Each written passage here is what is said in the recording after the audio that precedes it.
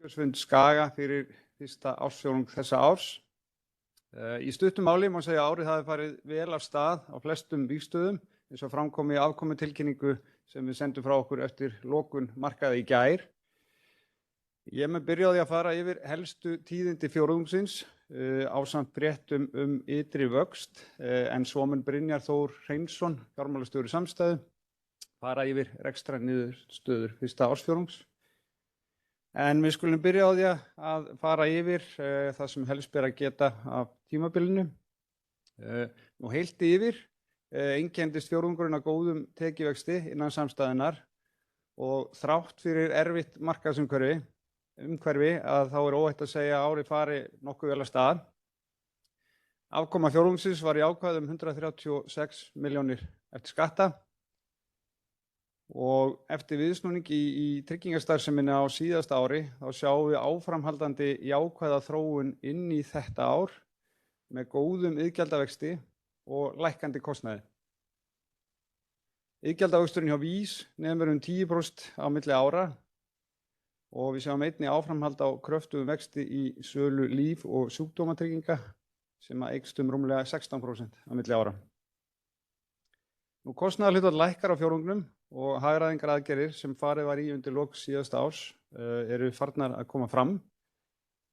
Ávöxtun fjárfestingareigna var 2,2% og var hvort tveggja yfir vísitöluviðmiði sem og ávöxtun samanburðarfélaga. Og fjármálastarfsemi fór mjög vel af stað á árinu og nema tekjur Fossa og Sif 626 milljónum sem talsvert umfram okkar áætlanir. Og loks vert að nefna að þann 7. maí síðastliðinn tilkynntu við að náðst hafi saman kaup Skaga á íslenskum verðbréfum og þegar viðskiptin eru frá gengin að þá munu eignir í stýringu innan Samstæðunnar aukast það bil 100 milljarða. En við munum fara betur yfir kaupin á ÍVAF á eftir en byrjum á því að fara nánar í tryggingareksturinn. Eins og við höfum farið yfir áður, þá átti sér stað viðsnúningur í tryggingarekstrinum hjá okkur á síðasta ári og það er mjög ánægjulegt að sjá þá þróun halda áfram inn á fyrsta ársfjórðungs þessa árs. Það er búið að vera góður stígandi í iðgjaldavexti og iðgjöld að vaxa umfram verðbólgu annan fjórðunginn í röð. Að sama skapi eru áhrif þeirra aðgerða sem gripið hefur verið til á kostnaðarhliðinni farin að koma fram. En kostnaðarhlutfall á fyrsta ársfjórðungs lækkar umtalsvert í samanburði sama tímabili fyrra og í raun og veru einnig samanburði við fyrsta ársfjórðungs undanfarinna ára. Þetta er hvoru tveggja þróun sem við reiknum með að haldi áfram á komandi fjórðungum. Við sjáum einnig talsverða lækkun á samsetta hlutfallinu á fyrsta ársfjórðungi sem lækkar 7% stig frá sama tímabili fyrra. Eða úr 110,5% í 103,6%. Nú lykillinn að því að ná markmið okkar lægri samsett hlutfall á árinu er kostnaðaraðhald samhliða tekjuvexti. Því er mikilvægt að aðgerðir tengdar kostnaði séu farnir að skila sér. En lægra kostnaðarhlutfall skýrir ríflega 3% stig af þessum 7 í lægra samsettu hlutfalli. Og við gerum ráð fyrir því að þessi árangur sem hefur náðst í þessum efnum á fyrsta ársfjórðungi haldi áfram að skila sér á komandi fjórðungum og við erum því að mínu mati í góðri stöðu að ná markmið okkar samsett hlutfall á árinu. Nú fjármálastarfsemin fór vel af stað á árinu sem fyrr segir. Bankinn átti sterkan fjórðung þar sem það var góður taktur á öllum tekjusviðum. Og er það í góðu samræmi við það markmið að byggja upp dreifðari tekjustúðir innan Fossa. Og sem fyrr er jafn og góður stígandi í uppbyggingunni okkar hjá Sif. Tekjur af fjármálastarfsemi námu 626 milljónum sem nokkuð umfram áætlun og jafnframt mikil aukning frá sama tímabili fyrra. En tekjur fyrsta ársfjórðungs þessa árs samsvara 50% heildartekjum af fjármálastarfsemi alls ársins 2023. Nú eignir í stýringu jukust 4 milljarða á fjórðungnum og námu eignir í stýringu innan Samstæðunnar 121 milljarði króna í lok ársfjórðungsins. og fyrsta skrefið í ytri vexti samstæðuna var tekið með kaupum á IVAF og mun það koma okkur upp að mínu mati í nauðsynlegan skala í eignastýringarstarfseminni sem við munum svo halda áfram að byggja ofan á. Við kynntum afkomuhorfur fyrir árið á síðasta fundi og til upprifjunar að þá eru þær eftirfarandi. Í tryggingarekstrinum stefnum við að því að samsett hlutfall ársins fari undir 95%. Í fjármálastarfseminni gerur ráð fyrir að tekjur nemi að lágmarki 2,2 milljörðum á árinu og í fjárfestingum vænt ávöxtun á fjárfestingareignir 11%. Í stuttu máli þá sjáum við ekki tilefni til að gera breytingar á þessum horfum og eru því það óbreyttar fyrir árið og við vinnum áfram að því að skila rekstrarniðurstöðu í takti við þær.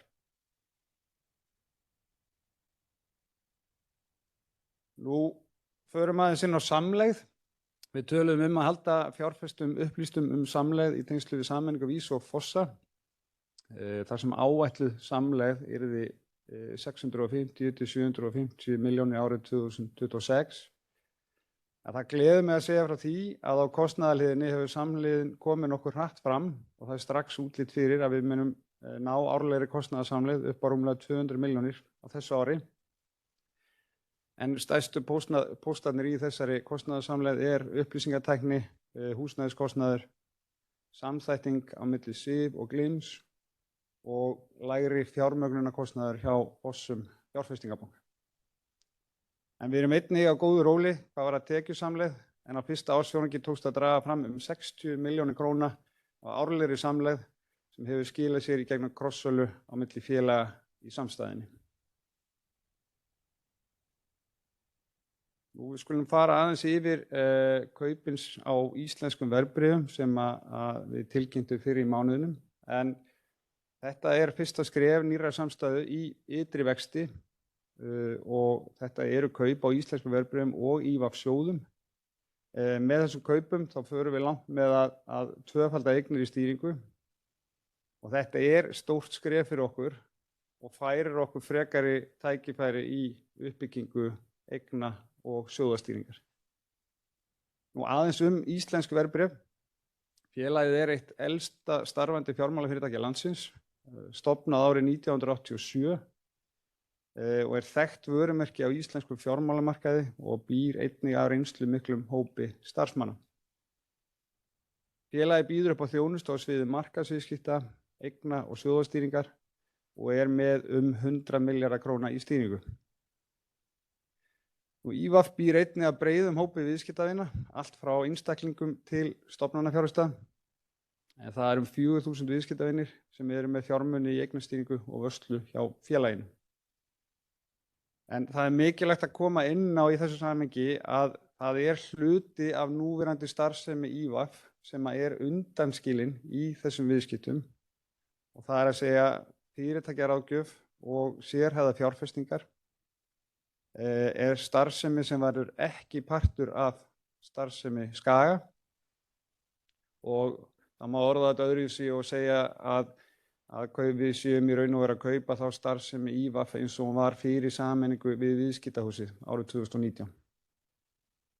Og í loks vert að benda á að viðskiptin gerð með fyrirvara samþykki Fjármálaeftirlits Seðlabanka Íslands og Samkeppniseftirlitsins. Í lokin vil ég víkja að tímalínu viðburða út árið. Við með nokkuð marga bolta á lofti og þá ágætt að halda helstu tímamótum til haga. En í tengslu við tilfærslu tryggingarekstrar í dótturfélag þá góður gangur í því verkefni og það unnið í góðu samstarfi við Fjármálaeftirlitið. En þetta mörg handtök og þannig að líkleg tímasetning á framkvæmd tilfærslunar komin núna inn í haustið. Og í tengslu við kaupin á IVAF þá býðum við annars vegar eftir samþykki Samkeppniseftirlitsins og við reiknum með fyrstu viðbrögðum frá þeim í kringum mánaðamótin júní-júlí og hins vegar heimild Fjármálaeftirlitsins til að fara með virkan eignarhlut í IVAF sem samþykki sem eða ferli sem við reiknum með að klárist með haustinu líka. En þetta búið að vera viðburðaríkt ár og verður það áfram. En nú vil ég gefa boltan yfir til Brynjars sem ætlar að fara betur yfir fjárhagslegt uppgjör.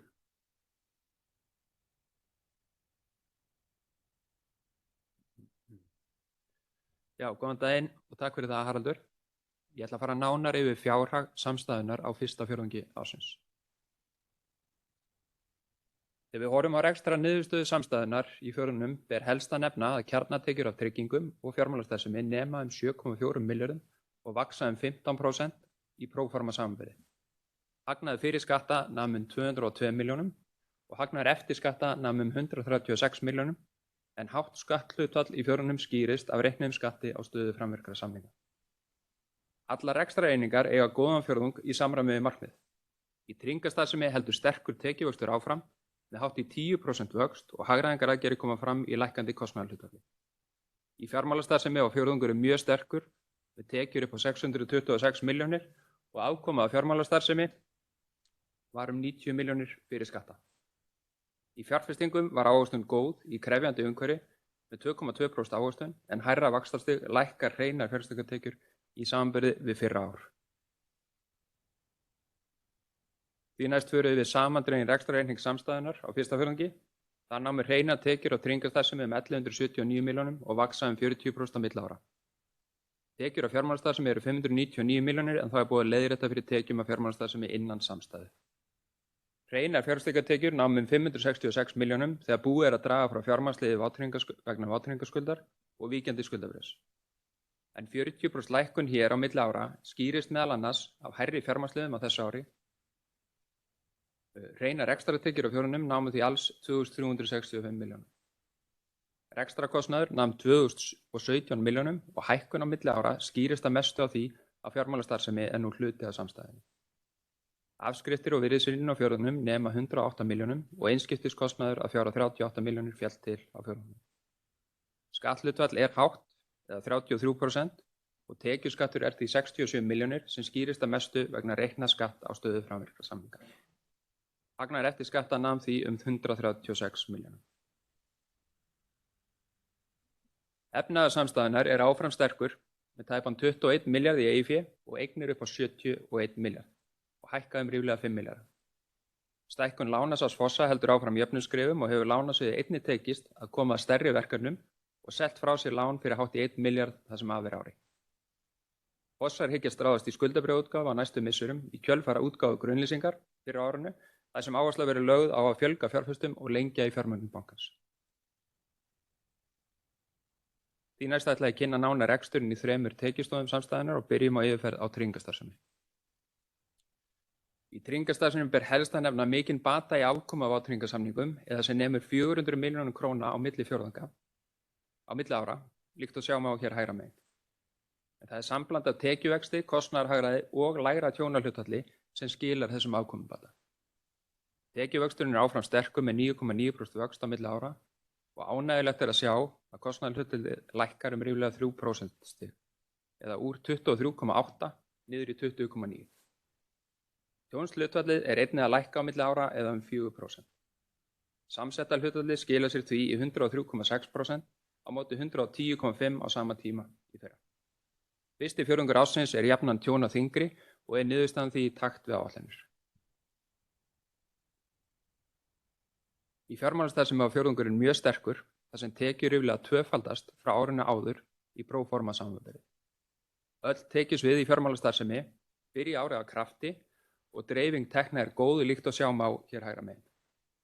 Uppbygging eigna og sjóðastýringar heldur áfram og standa eignir í stýringu í 121 milljarði.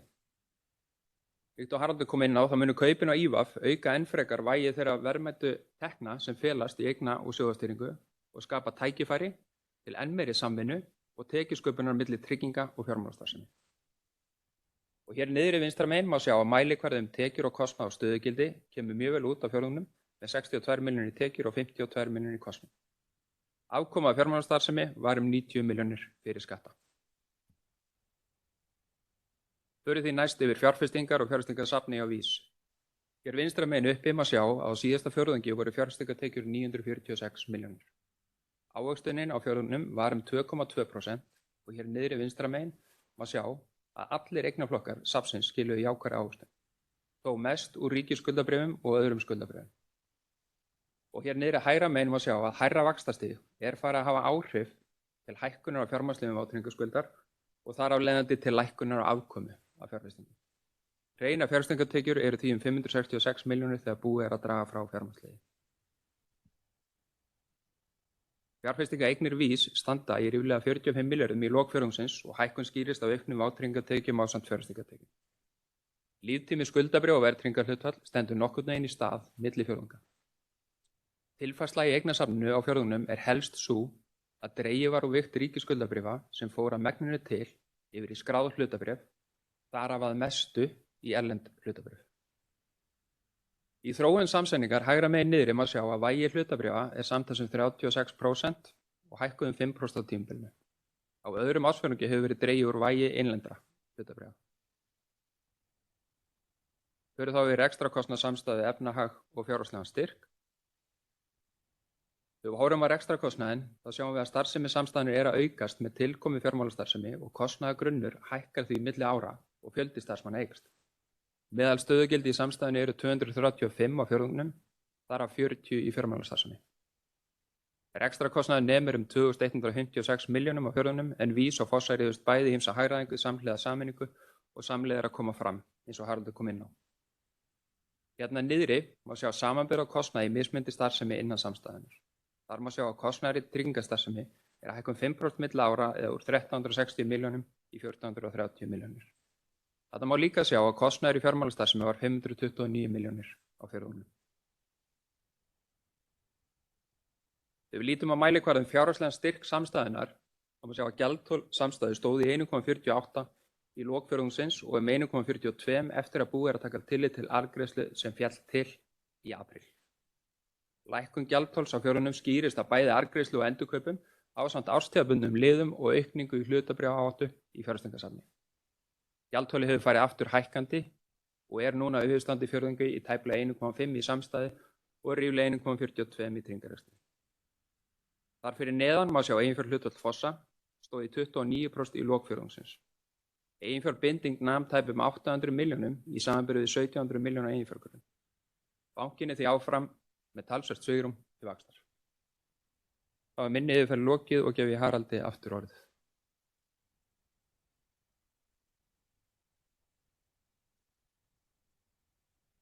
Takk fyrir þessa yfirferð, Brynjar. En áður en við ljúkum þessu í dag, þá langar mig til að fara yfir nokkur lykil skilaboð úr þessari kynningu. Í fyrsta lagi að þá sá viðsnúningur sem að náðist í tryggingastarfsemi fyrra að fylgja okkur inn í nýtt ár sem kemur fram í góðum iðgjaldavexti og lækkandi kostnaði. Bankinn átti sterkan fjórðung þar sem góður taktur var á öllum tekjusviðum. Og sem fyrr jafn og góðu stígandi í uppbyggingunni hjá SIF, þannig að fjármálastarfsemin í góðum farvegi. Ávöxtun fjárfestingareigna var góð í erfiðu markaðsumhverfi, en hún var bæði yfir vísitöluviðmiði og ávöxtun samanburða félaga. Og eins og ég kom inn á eftir lok fjórðungsins, þá tókum við fyrsta skref í ytri vexti nýrrar samstæðu með kaupum á íslenskum verðbréfum. Og með þessum kaupum eignir í stýringu í samstæðinu að aukast það bil 100 milljarða og viðskiptavinum okkar að fjölga 4.000. Mér langar til að nota tækifæri hér til að ítreka það að við erum með skýra sýn áframhaldandi vöxt á fjármálamarkaði og að mínu mati erum við í lykilstöðu til þess að vera virkur þátttakandi í frekari þróun á fjármálastarfsemi hér á landi. En að þessu sögðu þá þakka ég áheyrnina og við opnum fyrir spurningar úr sal.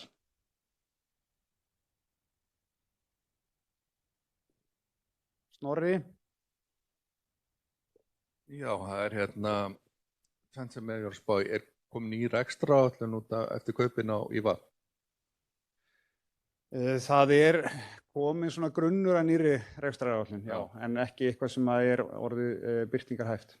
Ég spyr kannski eins og Asni en liggur fyrir verðið á IVAF, þessum hluta sem þið keyptuð? Já, ég meina við erum búin að tilkynna. Þeir búin að tilkynna? Já. Verðið liggur fyrir á glærunni áðan að þá var svona sýnidæmi hvernig væri hægt að horfa á það. Þetta er auðvitað 2 félög, þetta er Íslensk verðbréf sem er verðbréfafyrirtæki og dótturfélagið IVAF sjóðir. Í íslensku verðbréfum er starfsemi á borð við, eftir þessi viðskipti, markaðsviðskipti og bara almenn vörslu þjónusta. En svo er í raun og veru öll eigna- og sjóðastýringarstarfsemi komin í IVAF sjóði. Þar sem að eignir eru rétt tæplega 100 milljarðar í dag. Og eins og við horfum á þetta er allavega samkvæmt sýnidæminu sem við birtum hérna, þá má svona horfa til þess að við erum að það bil eitthvað í kringum að borga 1,3% á aumið, sem að ég held að sé vel viðunandi.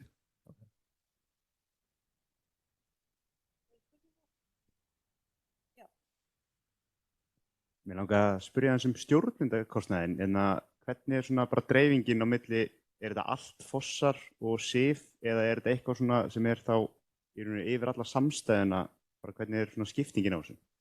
Já, þetta er sem sagt vissulega nær yfir alla samstæðuna, en obbinn af stjórnunarkostnaði sem kemur fram í rekstrarreikningi er í raun og veru bara kostnaður af fjármálastarfsemi. Þannig að það er allur kostnaður við rekstur Fossa og SIF og svo móðurfélagið. Flott. Takk fyrir. Já, þannig að þið heyri sem er á streyminu að það er hægt að sjá nánari sundurliðina í starfstáttareyfirliti sem að er skýring 5 með manni. Fleiri spurningar?